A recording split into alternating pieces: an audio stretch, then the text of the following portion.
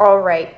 The problem with our grains is not so much the phytates and the lectins or even the gluten, but it's more about what we've done and what we've not done with our grains over the last 100 years.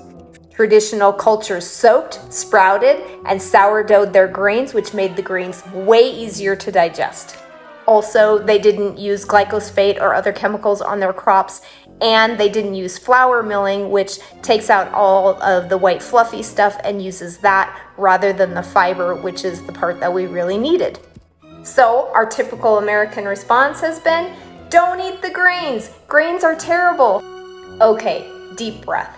First of all, everyone is bio-individual, and for a period of time, it might be helpful to cut out grains.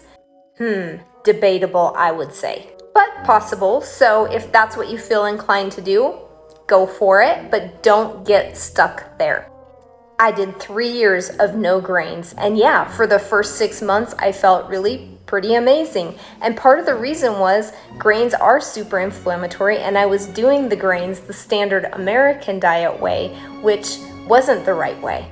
But after those 6 months, I became really lethargic, super low on energy, I wasn't sleeping well, my hormones were out of whack, and I went to another health coach, and she recommended that I needed to get back on some good high quality grains.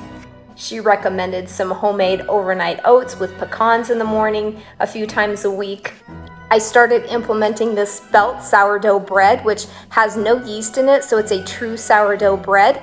I had a major gluten sensitivity, but I did great with this. You know how you hear about people who are celiac and they go to Europe and they do fine with the bread? Yeah, there's something up with that, right?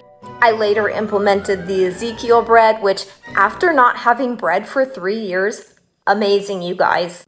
The key with all of this also is making sure you're addressing leaky gut and that slimy gut sludge.